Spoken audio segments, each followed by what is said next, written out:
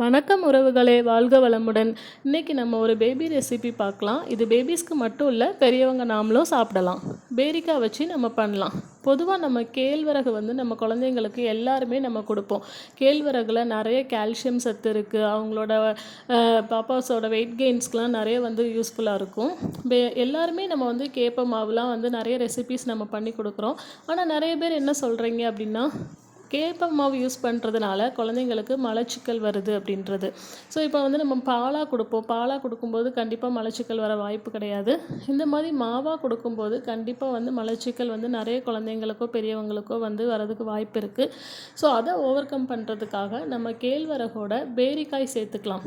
பேரிக்காய் மட்டும் இல்லை, நீங்கள் எந்த காய் பழம் வேணாலும் நீங்கள் இதில் சேர்க்கலாம். கேரட், பீட்ரூட், ஆப்பிள் எல்லாமே நீங்கள் சேர்த்து கொடுக்கலாம். பேரிக்காய் நம்ம எதுக்காக யூஸ் பண்ணுறோம் அப்படின்னா, பேரிக்காயில் மலச்சிக்கலை நீக்கிற ஒரு தன்மை பேரிக்காயில் இருக்குது. நிறைய நார்ச்சத்து இருக்குது, அதில் நிறைய நீர்ச்சத்து இருக்குது. ஸோ அதனால் பேரிக்காய் நம்ம சேர்த்து கொடுக்கறதுனால குழந்தைங்களுக்கு கண்டிப்பாக மலச்சிக்கல் வரவே செய்யாது. நீங்கள் இதை தாராளமாக யூஸ் பண்ணலாம். பேரிக்காயை நல்லா தோல் சீவிட்டு அதை துருவி கேப்ப மாவோட நல்ல பால் இல்லை தண்ணி சேர்த்து மிக்ஸ் பண்ணிவிட்டு நல்லா வேக வச்சுக்கலாம். பால் சேர்க்காதவங்க தண்ணி மட்டுமே சேர்த்துக்கலாம். நம்ம ஃபைனலாக தேங்காய் பால் கூட ஆட் பண்ணிக்கலாம், அதுவும் ஆப்ஷனல் தான். பாருங்கள், பேரிக்காவும் நம்மளோட கேப்பமாவும் நல்லா வெந்துட்டு, குழந்தைங்களோட டைஜஷனுக்காக கொஞ்சோண்டு பெருங்காயத்தூள் சேர்த்துக்கலாம். அதுக்கப்புறமா நாட்டு சர்க்கரை சேர்த்துக்கலாம். நீங்கள் வெல்லம், கருப்பட்டி எதனாலும் இனிப்புக்காக சேர்த்துக்கலாம். பாருங்கள், நல்லா வெந்ததுக்கப்புறமா நம்ம இனிப்பு சேர்த்துட்டு நல்லா கிளறி விட்டுட்டு, இது கூட உங்களுக்கு விருப்பப்பட்ட நெய்யும் சேர்த்துக்கலாம். குழந்தைங்களுக்கு நல்ல வெயிட் கெயின் ஆகும். ரொம்ப ஆரோக்கியமான சத்துள்ள ஒரு உணவு இது.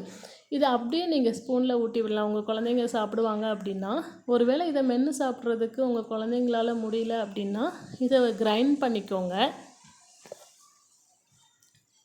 கிரைண்ட் பண்ணிவிட்டு நல்லா பியூரியாக நீங்கள் ஸ்பூனில் கொடுக்கலாம். அப்படியும் சாப்பிடாத குழந்தைங்களுக்கு கூட கொஞ்சம் நீங்கள் பால் இல்லைன்னா தேங்காய் பால் ஏதாவது சேர்த்து கொஞ்சம் லிக்விடாக நீங்கள் டைல்யூட் பண்ணிவிட்டு அதை நீங்கள் ஸ்ட்ரா பாட்டில் இல்லைன்னா சிப்பர் பாட்டில் இல்லை ஃபீடிங் பாட்டிலில் கூட நீங்கள் கொடுத்துடலாம். தேங்க்ஸ் ஃபார் வாட்சிங். இதே மாதிரி ரெசிபீஸ் நீங்கள் யூஸ்ஃபுல்லாக பார்க்குறதுக்காக நம்ம சேனல் சப்ஸ்கிரைப் பண்ணி வச்சுக்கோங்க. உங்கள் குழந்தைங்களுக்கும் இதே மாதிரி நீங்கள் செஞ்சு கொடுத்துட்டு கமெண்ட் பண்ணுங்கள்.